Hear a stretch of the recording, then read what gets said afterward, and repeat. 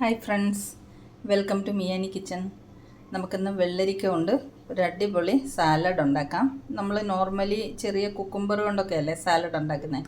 ഈ കണിവെള്ളരി കൊണ്ട് സാലഡ് ഉണ്ടാക്കിയാൽ നല്ല ടേസ്റ്റാണ്. നമുക്കിതുകൊണ്ടൊരു നല്ല അടിപൊളി സാലഡിൻ്റെ റെസിപ്പി ഉണ്ടാക്കിയെടുക്കാം. അപ്പോൾ ഞാനിതൊക്കെ ഒന്ന് ക്ലീൻ ചെയ്ത് കട്ട് ചെയ്ത് കൊണ്ടുവരാം കേട്ടോ.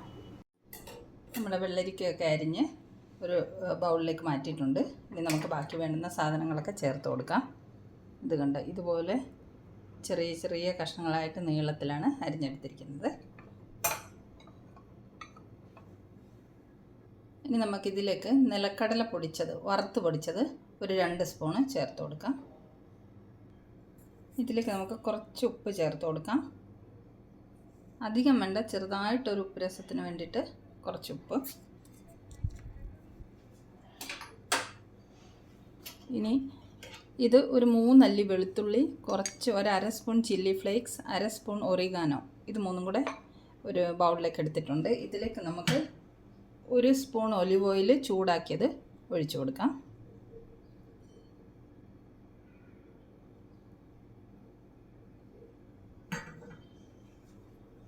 ഇത് നമുക്കൊന്ന് മിക്സ് ചെയ്തിട്ട് ഈ സാലഡിലേക്ക് ഒഴിച്ചു കൊടുക്കാം.